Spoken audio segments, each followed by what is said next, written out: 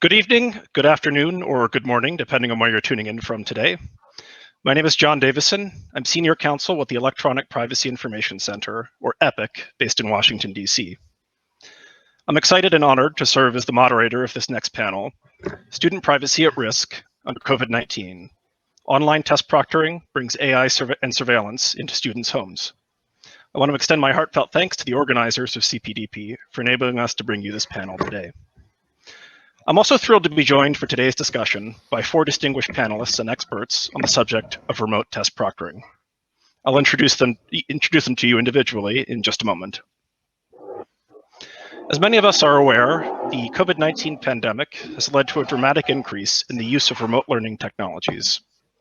One of these technologies, and the subject of today's panel, is remote or online test proctoring. Although remote proctoring tools have existed for a number of years, their adoption by educational institutions has rapidly accelerated over the past 12 months.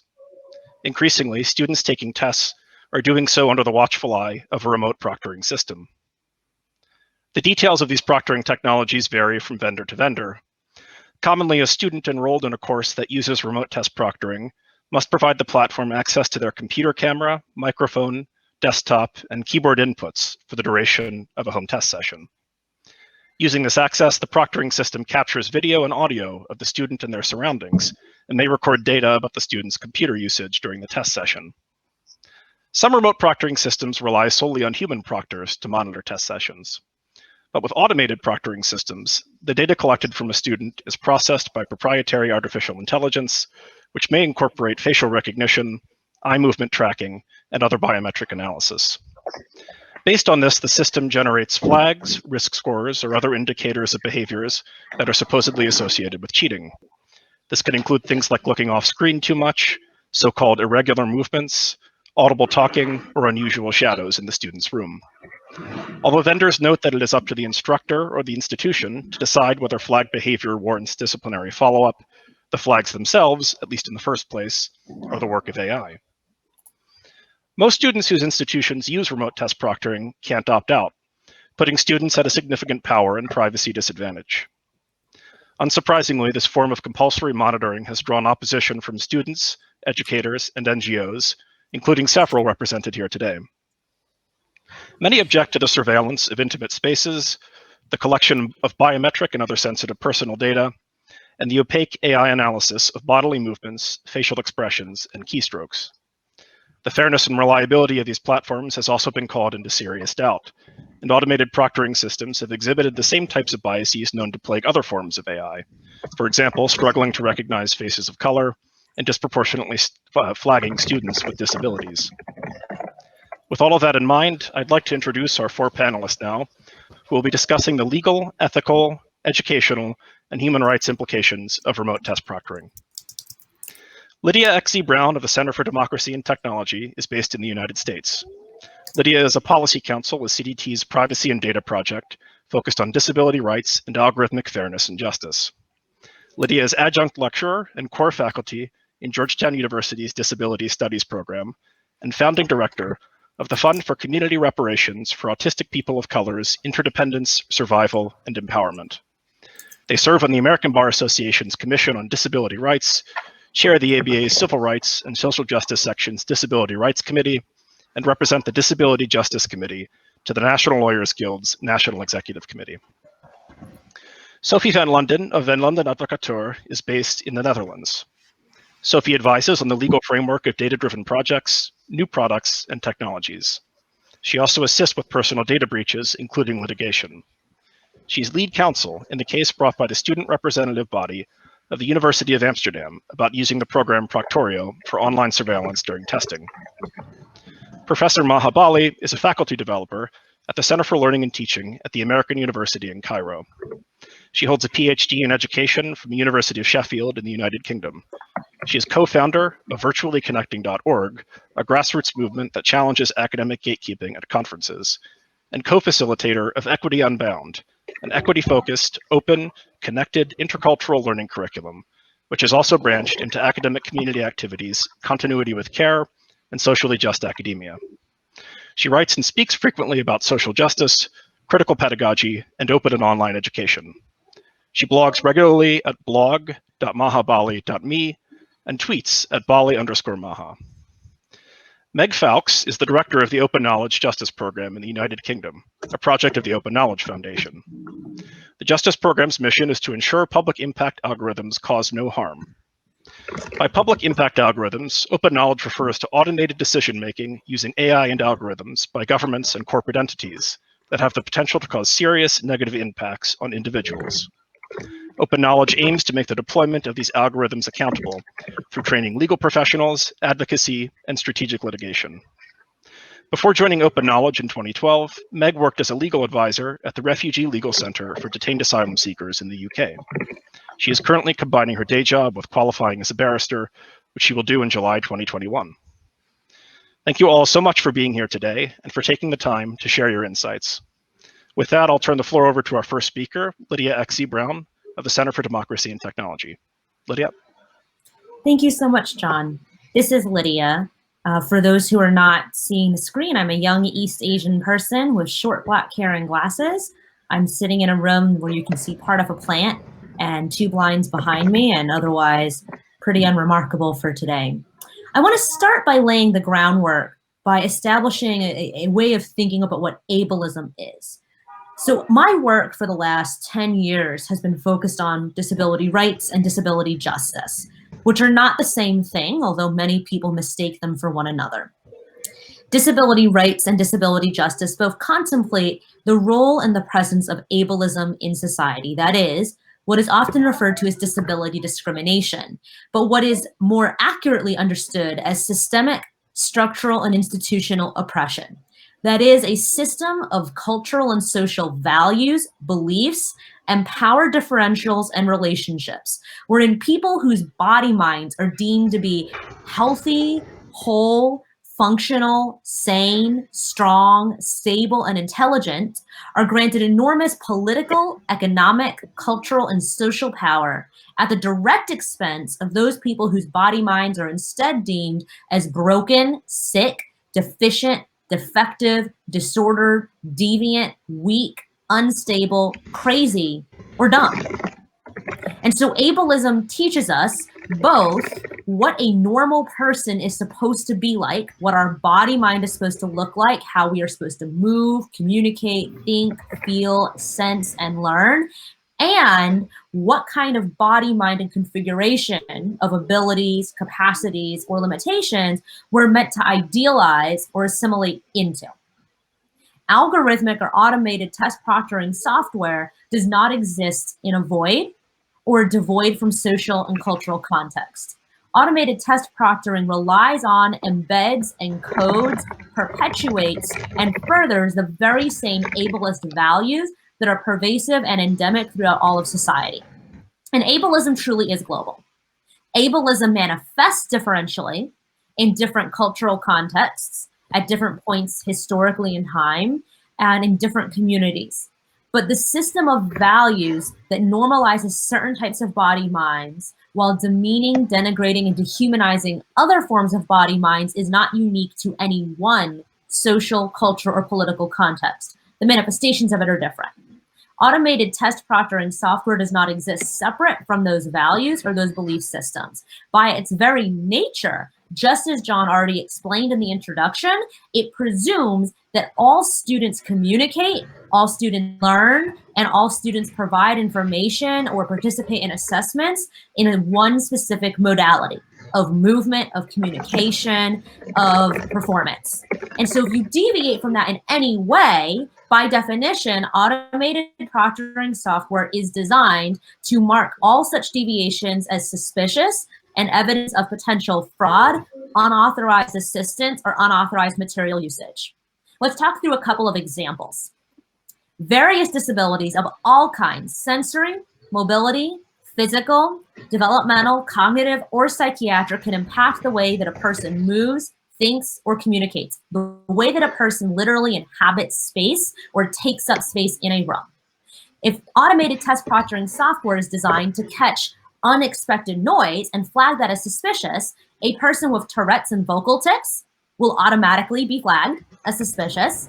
A person with ADD or dyslexia or an auditory processing disability who processes by speaking out loud or humming while reading material or digesting material may also be flagged as suspicious. A person whose speech may be atypical because of a brain injury, because of cerebral palsy, because of a facial disfigurement, or because of Down syndrome, for example, may also be flagged even from the very outset when asked to identify oneself by the program. Then when the program flags certain movement as suspicious, people with cerebral palsy that affects movement, people with amputations or missing limbs may be flagged, people who are users of wheelchairs may be flagged, people who are autistic who flap and rock may be flagged, people who have ADD and therefore might fidget more often, might need to get up more often, people who have Crohn's disease, irritable bowel syndrome, or any number of other gastrointestinal conditions may have to get up more frequently to use the bathroom or to adjust posture. And for any of those reasons, those movements could be flagged as suspicious. People who experience anxiety, depression, or trauma likewise may also be flagged simply because the ways that we move may not comport with the expected or anticipated normal range of movement or normal range of facial expression. When software is gauging whether your eyeballs are moving in certain places on the camera, it won't accurately track people who use their eyes as a means of input into their device, people who are autistic who aren't making eye contact necessarily, people who have ADD who are probably not focused as much directly on a singular source of stimuli or input, and people who for any other disability related reason may be attendant to other stimuli in the room or the space around them. People who require attendant care with support for repositioning themselves, for movement, for eating, for using the bathroom, who therefore require the presence of a support person either constantly or to come in at specific times, like to use the bathroom, could also be flagged as having an unauthorized person present in the room, and a person that could then be automatically result in a flag for possible cheating, even though that person's presence is required by disability. And more than that, right, the process of requesting accommodation or exception to be made because of a known disability, A, presumes that all people who are subjected to virtual test proctoring software know that it's going to be used, B, know what it is going to be measuring and flagging, and C, can understand and articulate the ways in which that software may affect their particular disability. And even someone who is very self-aware of their disability and who feels comfortable speaking about their disability may not know all of the ramifications of how their disability's manifestation may interact with an automated test proctoring software. But even that still does not account for the fact that pervasive ableism, going back to that idea, means that many disabled people will not feel comfortable disclosing being disabled, especially disabled people who are multiply marginalized, because we are queer, trans, negatively racialized, of minority faiths or other cultural communities,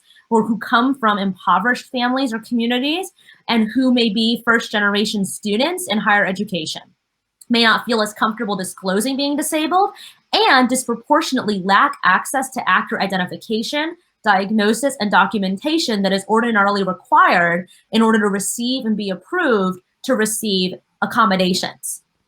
And then finally, the nature of those disabilities and the way that automated software will automatically flag, by definition, simply being disabled in many cases means that there may be no accommodation, because by its design, automated test proctoring software is meant to detect abnormal or atypical movement, speech, or interaction in a room by design, which means that by design, it excludes, harms, and flags as inherently suspicious disabled, neurodivergent, sick, chronically ill, or mad students by design. Automated test proctoring software, furthermore, creates, I just flipped off the screen. Am I still here? We can hear you, Lydia. We can't see you, though. Okay, I'm going to just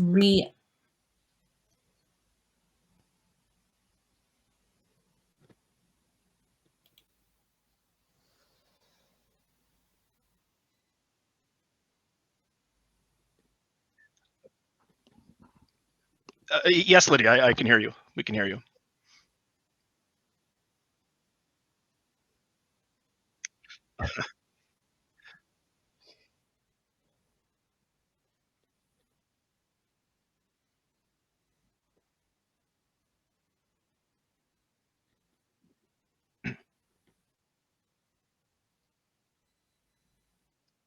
Yes, I can hear Lydia still.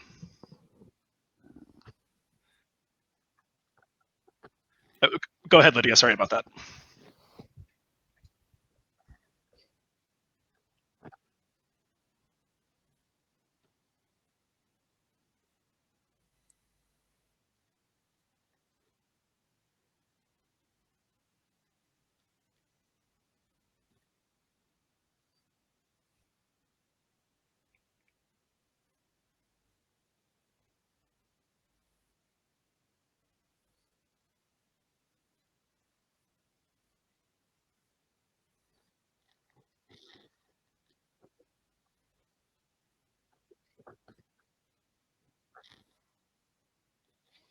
Of disabilities that will already negatively impact the way that a student performs and can take up space in the room.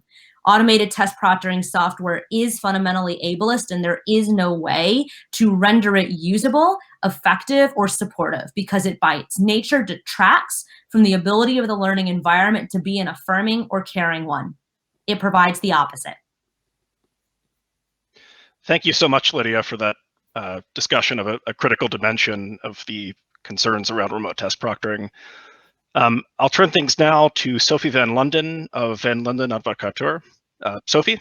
Oh, thank you very much, John. Thank you, everyone on the panel as well. It's a delight to be here, and all the listeners as well. Very, very great to be together today to discuss automated online invigilation. There's so many forms of invigilation, but we're talking about the automated online version. And as John said, artificial intelligence, and he said, or facial recognition software. Indeed, this is a big question. Is there a variety, you think, of online automated software that does not use facial recognition software? We have just heard Lydia talk about limitations. There's a further limitation, and that is, what if you were to wear a headscarf? What if you could only show your eyes because you weren't sure that the recording was going to be viewed by a man? Would you then not be able to sit the exam? Is it intrinsically, not even because it's facial recognition software, but because you need to show your face, already discriminatory? About facial recognition software, we are in a flux. Just today, the Council of Europe has issued new guidance on the facial recognition software. 10 days ago, the European Parliament issued guidance, and we have, of course, already guidance of the OECD. The newest piece of guidance defines facial recognition software not only by recording images or biometric data to identify, but also to verify. And I put it to you that the whole online proctoring invigilation has everything to do with verification. If that is so, we turn to the second point on my little list, and that is coercion. The coercion, the paradigm that's being put to students is that they either sit the exam with this program or with this type of invigilation, or they run into delays. The students put it that that paradigm must be rejected, that this is part of that social dilemma that we are very aware of already in the space of advertisement, that there should be and there are alternatives. However, at the moment, the fact is students are not provided everywhere all the time with these alternatives, and we must look at the legitimacy of the use of these programs. Now, I am from, and I'm speaking from the European end. Obviously, the legitimacy question is in every jurisdiction, needs to be looked at separately. When we look again at the Council of Europe and their new guidance, it's very interesting, and I want to note here that the public sector in their guidance note needs legislative basis to use facial recognition software. I stress this because in Europe, many universities are public institutions. So it's not a consent-based system there if we follow the COE. We have, of course, Gdpr. Gdpr is also very insistent on the legitimacy question. In our proceedings for the students of the University of Amsterdam, this has been a significant point and had also an aspect of course, educational specialist law.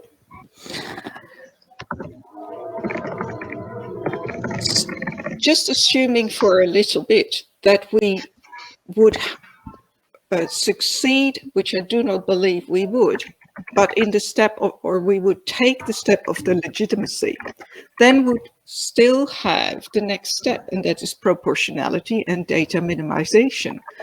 Is it required that all of that data that is being absorbed, as John was saying, is that necessary? So we have, in fact, let's just think for a little bit about that. We do have technology that blurs the background of the speaker, or the exam sitter, so to speak. When asked the question, why can't we use that? The answer is, well, we want to actually see what is behind these people. In fact, many of these proctoring software implementation systems ask the students to do a room scan. Why? Because they want to make sure that you don't somewhere in the room have something that could help you during the exam. So in fact, it's very intentional that that bit of privacy is not added. Security under GDPR is a very big issue. Encryption is, of course, elementary, but the difficulty with many of these programs is that they are provided to the homes of the students through internet. Internet is inherently unsafe, and therefore security is a very, very significant aspect of compliance. Late last year in the Netherlands, the DPA had issued some guidance as to compliance, very concrete about what institutions should be doing. And that then brings me to my third point on my list. And that is, there's so very many programs, there are so very many technologies. In fact, it is extremely difficult sometimes for the institutions to understand these technologies. And then, therefore, it comes to my fourth point. The difficulty of implementation is a big thing. The difficulty of providing good and transparent guidance to students is also a big thing, has got everything to do with really understanding that technology, really understanding how that program works. Students have a very solid understanding of technology and will look at what this all means. They will have very significant questions, and they are worried. Part of the implementation, of course, a very significant part is the DPIA, to ensure that the technology is robust, does not have bias. And we just heard about intrinsic bias from Lydia, and I think we'll be hearing more from the other panelists. And John has already mentioned dark-skinned, especially women. The programs find it very difficult to record those. After we take those steps, say we did all of that right, say we would have all the sort of answers that we at the moment don't have. Think about the bit of the human intervention. That's where it often goes wrong. We have seen, just as I think only 3 weeks ago in in the Netherlands, that a login failed, and that was because it was an unprotected login. It was just simply forgotten. It was a human error. It was not intended. Human error. Other people could sit in and watch the students take their exam. Another example from, again, the Netherlands soil. I'm not proud of this. A very sinister driver. Humans, call center people, used the personal data of within the COVID systems and unsold that for personal gain. We can't ever make sure that people are not doing the wrong thing. We want to use technology that eliminates that as much as possible.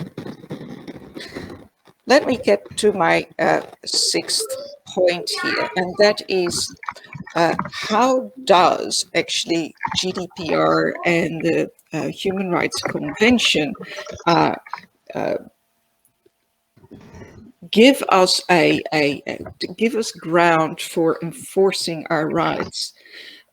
We have to say that these are very open norms and make it for solicitors like me extremely difficult to seek enforcement. What in fact do these open norms mean in this particular situation? In any court case, of course, everything is decided on a very granular level. We really drill down into what has in fact happened. And this brings me to a very important point, the point of evidence. When we want to enforce in court our rights, we need to, of course, provide sufficient evidence and motivation for our position.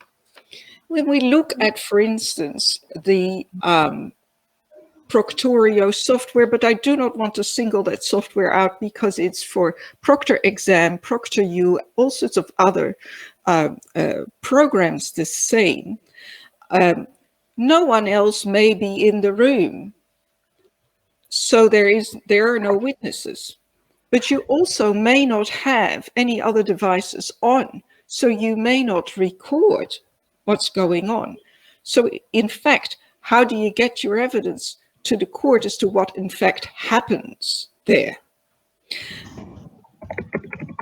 The students, of course, when they do make the recording, they risk expulsion or they risk failing the exam.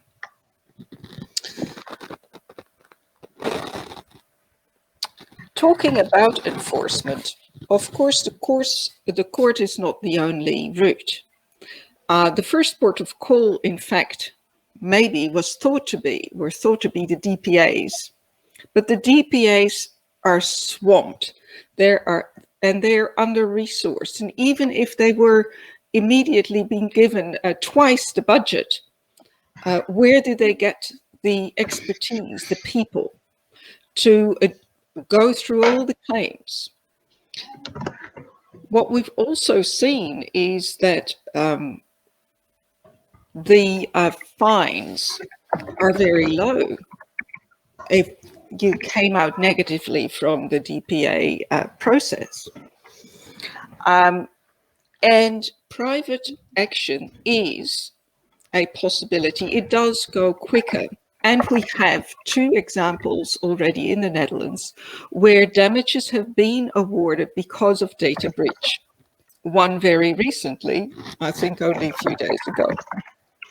That combined with the fact that in the Netherlands we do have a good methodology for collective action, and collective action can of course also be taken under the Gdpr, that may be more of a deterrent than the route via the DPAs.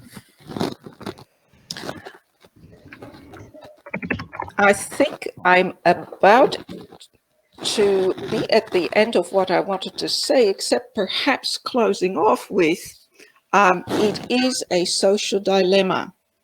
It is something that I think we must really think of rejecting and finding better solutions. The situation is not such within the education system that one needs to 100% stamp out any possibility at all. In fact, there's always a small margin of leakage. It was never a task given to the university to weed out every single possibility at great expense of privacy. And there is the balancing act again. That's where we need to be. And also think about the trust issue that there ought to be between the educational system and their students, which needs to, which if it's there, it grows into critical thinking, not being afraid of your thinking, not being afraid of being different and having different thoughts. And maybe I should end here and give it back to you, John. Thank you very much for your time. Thank you so much, Sofie. I appreciate it. And now I'll turn things to Professor Maha Bali from the American University in Cairo. Maha? Assalamu alaikum, everyone. This is a greeting that works any time of day, which is really appropriate. It's interesting that we're talking today of all days. Today is the 10th anniversary of January 28th, 2011, where in Cairo we were starting off our revolution. And the government cut off internet and mobile phones from people who were revolting in Tahrir Square to stop them from their activism, to stop them from gathering. And that was the time when we thought that social media could be used for activism and citizenship. Soon after, though, when everything was restored, this became the means for the government to surveil citizens and to know what everyone is thinking about, and to be able to arrest people and put them in jail and torture them for, you know, what they post on social media. So I have to say, this is my positionality as an Egyptian from a government that does this. So I'm going to step back again and talk about, you know, sort of touching upon what Sofie just ended with here. So as a faculty developer and an educator, we have to remember that academic integrity is a social issue, not a technical issue. Proctoring software doesn't promote academic integrity because catching someone while cheating and using something like proctoring is telling them to do the right thing only because they're being watched, or only when they are watched. But that doesn't help cultivate ethical citizenship. If we want to promote integrity, then we don't do it that way. We want them to do the right thing when no one is watching. So I think the purpose of proctoring in the first place is misplaced because it doesn't solve the problem that we're facing. And the problem actually, you know, other than, first of all, it doesn't help promote academic integrity. It's actually antithetical to academic integrity because you're using an unethical technology that invades privacy. And as Lydia was saying, of course, it discriminates most against people with learning difficulties, mental health challenges, physical disabilities and illnesses, people of color, women of color. And this is a pandemic. And so everyone is suffering from some level of trauma. So actually everyone is having some level of mental health challenges, and using proctoring on top of that adds to that anxiety and the stress and the ways in which people can be discriminated against. People who live in poorer areas, who have connectivity issues, who are already anxious about their exams, are being, they have an added layer of stress. The other thing is, what really needs to change actually is not using proctoring, or not proctoring. What needs to change in education is, first of all, the establishment of trust, as Sofie said. Trust in education between the teacher and the students is in itself a foundation, and proctoring at the outset calls everyone a cheater until proven otherwise, and that's no way to start a relationship in education. The other thing is, proctoring prevents students from looking things up on the internet, from collaborating with others. These are actually things that in the work environment are good things to do. It's normal to look things up on the internet if the internet exists. It's normal to collaborate with others. It's actually encouraged to collaborate with others. And so the problem is actually with the way that we set exams that are meant to be closed book and non-collaborative and done on your own, and in these very, very unrealistic, inauthentic circumstances that never actually happen in the real world, almost ever. So we actually should not be criminalizing this behavior and tracking this behavior and surveilling this behavior as if it's a crime. We need to create different kinds of assessments and redefine what cheating is and what academic integrity is. So that's, for me, there's actually no good reason to use proctoring in the first place. And I'm just trying to see if there was anything else. I can actually finish really early. I was someone who, in my institution, had that role of helping people develop assessments that didn't require proctoring, and we worked really hard to do this. And a lot of people responded to this, and they felt that, yes, this is a pandemic, we don't want to stress students even further. There were a few who didn't want to put in the time, and I can understand that. They didn't want to put in the time to redefine their assessment system. They didn't know how to assess them without exams. And I think this is a long-term thing that we work on it. We take the time to work on this to stop them from doing these kinds of assessments rather than bring in the proctoring. When my institution eventually did bring in proctoring because these people were putting pressure on the administration, I had chats with my students about this, and some students took some of the articles that I gave them and went to their department and made their department ban the use of proctoring because of the ethical issues that come with it. And the other thing is, I think when you talk to students about why they cheat, proctoring doesn't really stop them from doing it. And it just adds to their anxiety and makes them discover new and creative ways of cheating. If they were going to cheat anyway, that it doesn't really stop them, and that's not the point. So the use of surveillance technology under the guise of care sort of normalizes practices where you want students to comply. You're coercing students, as Sofie said, and then you're treating them as untrustworthy to begin with. And then you're normalizing this culture of surveillance so that then they accept surveillance as part of life and that it's okay, and educational institutions should not be doing this. And then going back to Proctorio and generally these softwares, but I have a specific story with Proctorio, is that over the summer I was asking people what technology would they uninvent? What educational technology would they uninvent? I asked this question on Twitter, and almost half the people who responded to me talked about proctoring software for all the different reasons that we've talked about so far. And there were several conversations around this. I think particularly someone like Chris Gilliard, if you don't follow his work, as an African-American professor, speaks very well about surveillance issues, and especially against proctoring. And they had a very long conversation with the CEO of Proctorio. And after a couple of days of this, the CEO of Proctorio decided that he wants to tell me what to say in an upcoming keynote of mine, and he wanted me to give a balanced view on proctoring. And first of all, he has no right to tell me what to say. An educational technology company is not going to come and tell us as educators how to do education. But also, there is no balanced view of this. This is not a gray issue for me. Even the privacy issue aside, which is huge. The privacy issue is huge. The social justice implications are huge. But the software doesn't even do its purpose. There's no good reason to use it in the first place, so that we can then worry about the privacy and social justice implications. So even if the majority of students or all students did not suffer from any disabilities, even if the software, someone was asking in the in the audience about how do we tackle the ableism issue. You tackle the ableism issue by not using the software. You don't try to fix the software or fix the AI of the software so that it understands ableism. That's not the solution, because this software has no purpose. It doesn't fulfill its purpose in the first place. And then further to that, Proctoring is famous for also suing Ian Linkletter from UBC for revealing things about them that were on YouTube videos that they posted. So again, what kind of world are we living in where a technology company is suing someone and costing them a lot of money for saying true things about them that they posted themselves? What kind of world is this, that students' rights to know what's being done to them is being suppressed by law? Thank you. Thank you so much, Maha. And I'll turn the floor over now to our final speaker, Meg Foulkes of the Open Knowledge Justice Program. Meg.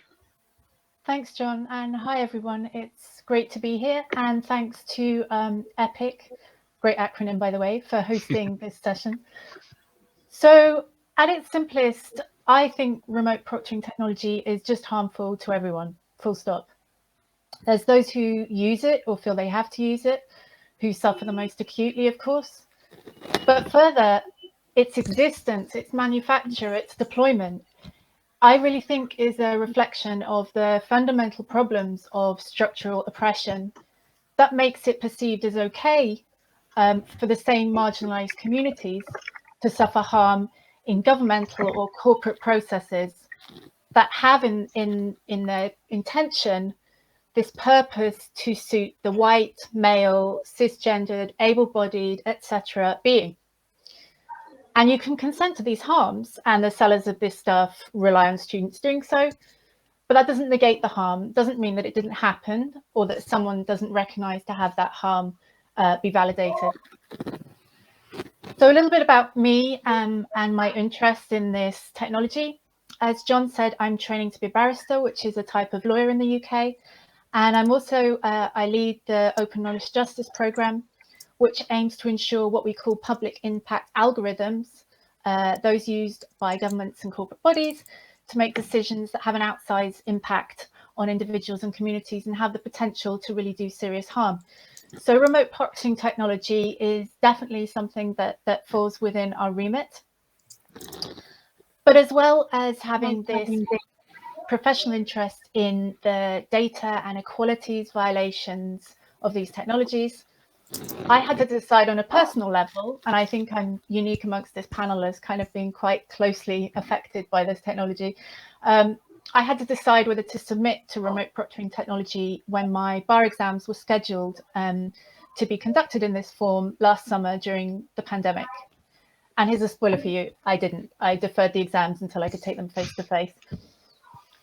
But really, as a person of white privilege who can afford relatively new equipment and almost always reliable Wi-Fi, who doesn't have a disability, I really wouldn't have had it that bad.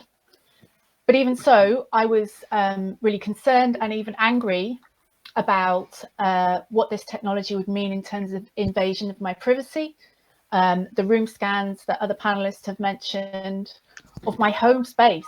The video recordings uploaded to this third-party proprietor of software. And thinking about it, you know, if I had gone ahead, probably I would have used my daughter's PC, right? Because it's fancier than mine, frankly. And the Wi-Fi happens to be strongest in her room of all the rooms of the house. And even though I knew that I probably wouldn't face the worst harms that others did using this technology, I didn't want what I felt was a violation of our kind of private space to be tangled up with my family life. I was concerned also about the data retention, that my highly sensitive biometric data, far more sensitive than a fingerprint, right, would be uploaded by this commercial vendor and used for their development, which in other words is their profiteering purposes. I was concerned about the data security aspect. I'd read the reports of proctors contacting students through social media after they had gleaned their login and other details from accessing their machine during the assessment. And I'd heard about the really notable now Proctoring data breach, where over 400,000 individuals' data was leaked, and that was just in July. I'd read some of the reports, for example, in the Washington Post, where one woman said, you know, in high school, when you'd be doing a test and a teacher would walk around and peer over your shoulder, that anxiety you feel for those 10 seconds, that's how basically all of us feel using this technology all the time. It just sounded creepy.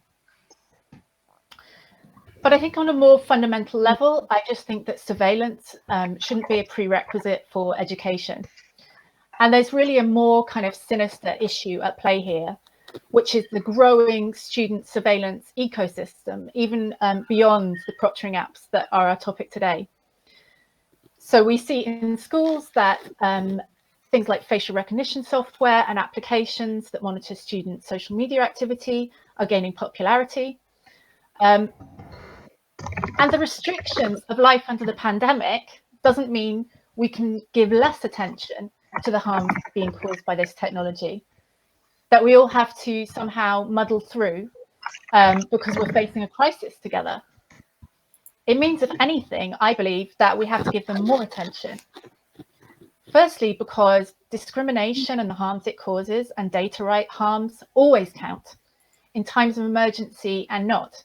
And people that suffer them really deserve to have that recognized.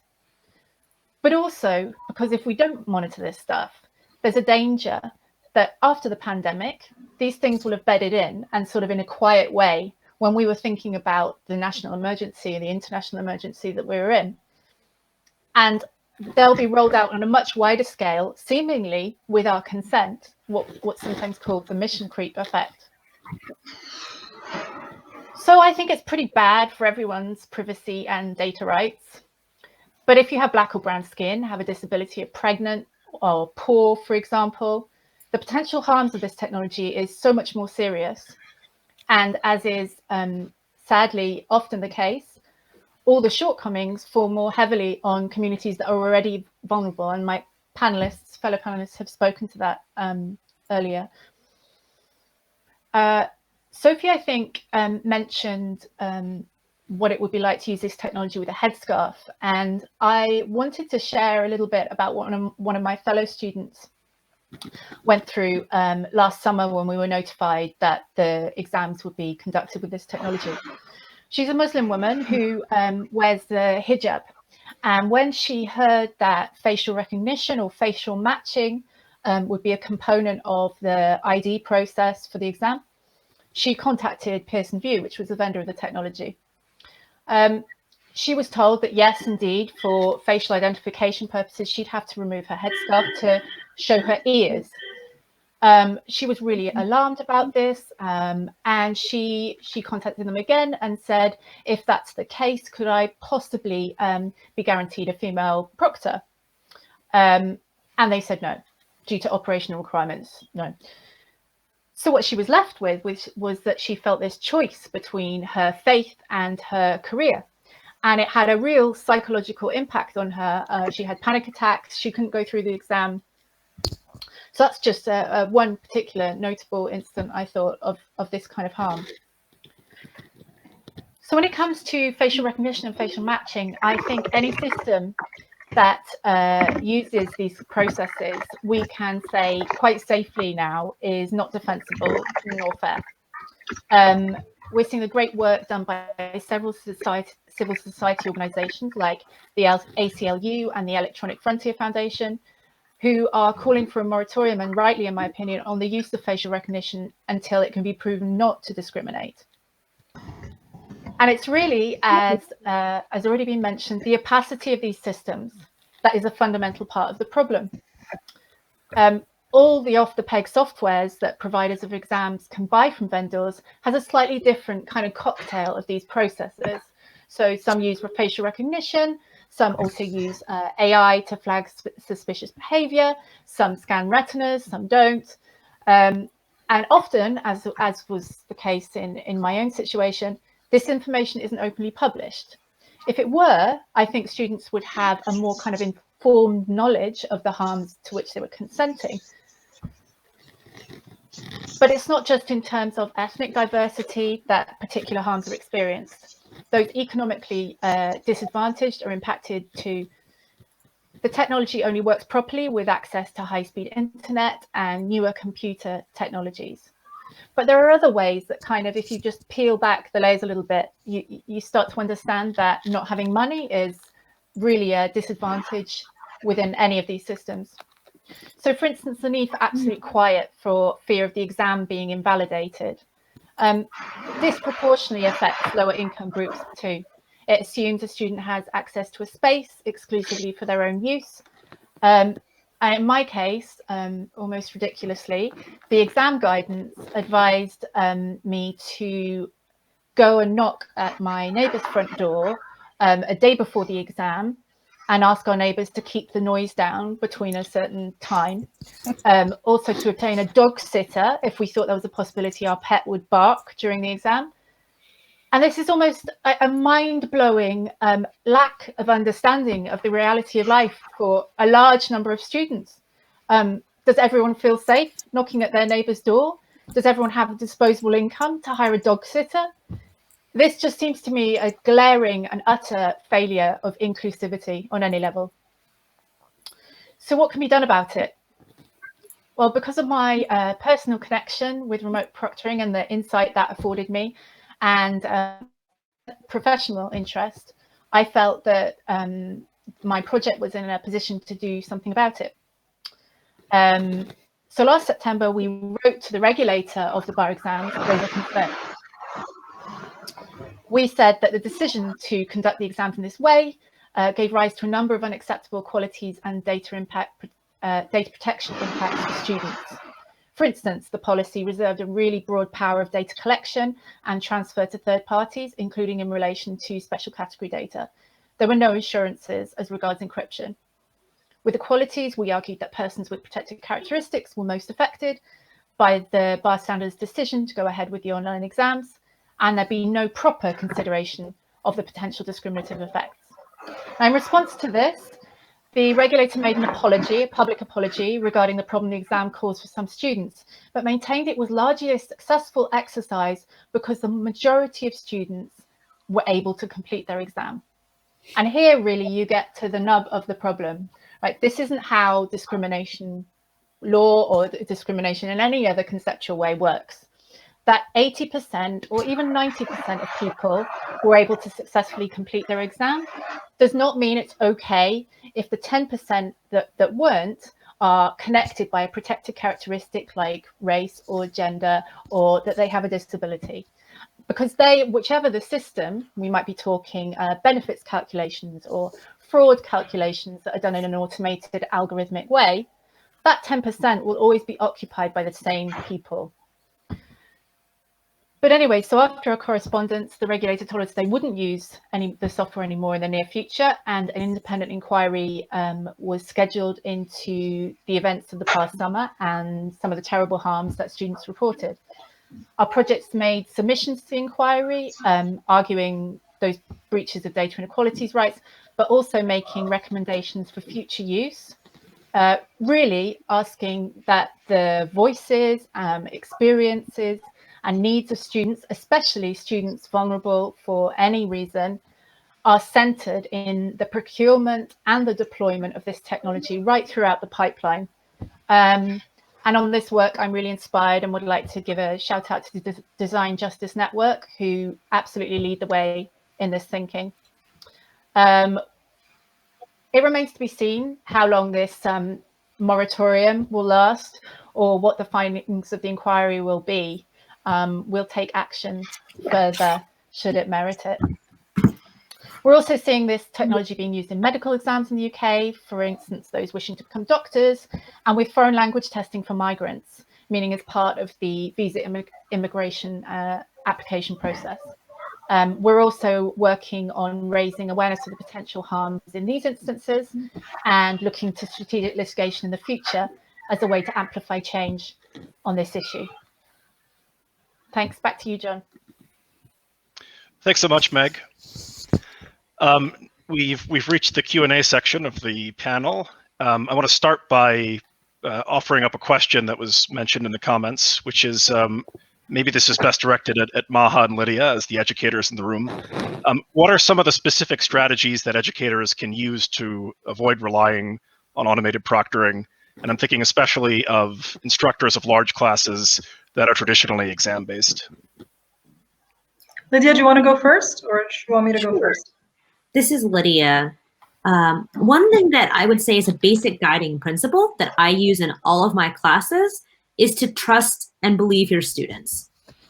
That's not to say that somebody might not try to cheat in some way, but that happens in life. And while I'm not encouraging that by any means, the vast majority of students aren't trying to cheat. They aren't trying to lie. They aren't trying to deceive anybody, and creating onerous loops that students have to jump through just to be able to take their classes and get credit for it is not just unnecessary, but it's detrimental to the learning process. So when I talk to people who are teaching for larger classes and they're like, well, how else do I assess students? I don't want to grade 75 papers. Great, I don't either. I'm not suggesting necessarily also that you replace one method of examination with another and use that for everyone. But I encourage you to instead think about the purpose of the assessment. Is the purpose of the assessment to help students know how well they've learned a concept? For example, how well they've mastered the basics of JavaScript, or how well they've mastered the basics of the Arabic present tense, right? What is the purpose of the assessment? Or is the assessment instead to measure a certain skill rather than knowledge of a certain thing? Is the assessment to measure students' ability to be able to glaze a clay pot? Is it to be able to assess students' ability to be able to perform a basic initial triage examination of a patient? Or is the assessment meant to measure application of knowledge? Is it meant to measure how students can apply and analyze information about 19th century Bosnia-Herzegovina to the political situation today? Is it assessing students' ability to analyze and apply information about legal jurisprudential concepts of rule of law to present-day legal situations? And the purpose or the end goal of the assessment should help enable you to figure out how can I design an assessment that enables multiple ways of assessing that knowledge, that skill, or that particular application of a skill in ways that let students do it on their own terms, that don't necessarily create unnecessary work for me, and that meet that aim without trying to penalize or surveil students. So if the aim is for students to assess their own knowledge, again, of JavaScript or the Arabic present tense, then it doesn't need to be graded. It can be a self-assessment where you ask students as homework, take this assessment, and then when you're done, grade yourself. And then we can talk in office hours with the TA about what you did and where you got it wrong so that you can learn from the mistakes that you made. If the assessment is that informational-based assessment, right, then does it have to be in an exam that requires someone to have no books in front of them? Because, you know, in the quote-unquote real world that we often say we're preparing students for, people have access to other resources. You can look at a book, you can look at a calculator, you can look something up on the internet, you can ask a colleague or a friend for help. And so I don't personally see a reason that the classroom has to preclude students from receiving that kind of support or resource. And again, I understand not wanting students to just copy the answer, but if your test is one in which students can just copy the answer from a book, then it probably wasn't an effective assessment or evaluation to begin with for those purposes. Because an assessment, all of those kinds of assessments, the goal of it is to help a student learn. And a student isn't learning anything if all you're measuring is their rote memory anyway. And so that's what I ask teachers to do. And my approach to pedagogy is very informed by disability justice and by what other Black and brown and queer and trans disabled people talk about in centering access as care and love and as a form of justice itself. And that means rethinking the way we approach education. I'm not assessing students for the aim of penalizing them or sorting them or ranking them. If I'm giving an assessment, it is meant to promote their learning. And so then that dictates everything that follows. That was almost everything that I would have said and more, Lydia, so thank you for that. So I'm going to summarize what you said, basically. and it's about authentic assessments, like what do you really want students to be able to do in the real world, which usually would allow them to look up stuff on the internet and collaborate. Things like designing an exam to be open book. But that's also something that you said. And there have been take-home exams before. The idea of students self-assessing and possibly doing things like exam wrappers where they're being graded on their reflection on how well they did on an exam rather than on the actual performance on an exam, so that they perform to reflect on their learning rather than perform to get the grade. And designing more group projects things where, so you're not going to grade 70, you're going to grade the group work for it. And letting them work together in ways that are structured so that they can produce something useful. If you're gonna still have to do exams, there are ways to design multiple choice exams where you have a lot of them and you randomize them, and they are practical, applicable application, not rote learning, and you wouldn't still need to use proctoring, and you can grade them on their working out of the answers rather than what the answer is. And all of this, if you can see their handwriting showing the working, that will help you know that they've done the work. The other thing is, honestly, we never tackle this issue, but there's a structural issue in the first place in education of asking someone to teach a class to 100 people. What I've seen some institutions do is hire graders to support with grading to stop the proctoring. And there's work coming out of University of Michigan Dearborn where they did this. They hired adjuncts to help with grading, like a teaching assistant would help with grading, but they're actually professors. And that would solve the human resource problem there. Think about what is it that we're trying to do? What is our goal? Do we want students to learn something? And then we figure out how we're going to assess it. Then we're going to figure out how to solve the logistical issue. So just thinking about the problem in a different way. So I'll open this next question up to everyone, but maybe Meg and Sofie, you want to begin with this. Students, of course, have been the driving force behind many of the efforts to rein in automated proctoring. What advice do you have for students who are interested in organizing to either limit or eliminate the use of online proctoring at their own institutions? Shall I go? Meg, why don't you start us off? Okay. Yeah. I work with some really inspiring students that self-organized into a campaign group as regards the use of technology in the first place, and after that, making sure that the harms that had been experienced were really heard. What I found is so powerful is the combination and the collaboration between students, lawyers, and those in civil society, like my organization, because we all have skills and expertise that can complement the other, right? And just in terms of a flow of information, in our strategic litigation project, we've been able to ask the student campaign group if they have instances which can then become evidence in the case of particular harms or affecting particular people from a certain group. So my advice would be to protest, to be noisy, but also reach out to the student campaign groups that have made amazing progress on this issue in the UK and the US particularly, I know in the EU, because they have learnings that they can share with you. And I think really it's that pan kind of discipline approach, which is going to result in the best change. Well said. And from a very practical point of view, I would recommend all students to make sure that they get a seat at the table. That can be done through unions, that can be done through student representative councils, and so on. They should have a right and should also enforce that right to receive and be part of the DPIA, so the technical evaluation, as well as the practical flow-on impact on all that what we have discussed this afternoon or this evening, in the way of bias, in the way of exclusion, that, as Megan said, I think you said it so well, it's not a success if it worked for 80%, because you did exclude the 20%. This should come out in the proper and a robust DPIA process.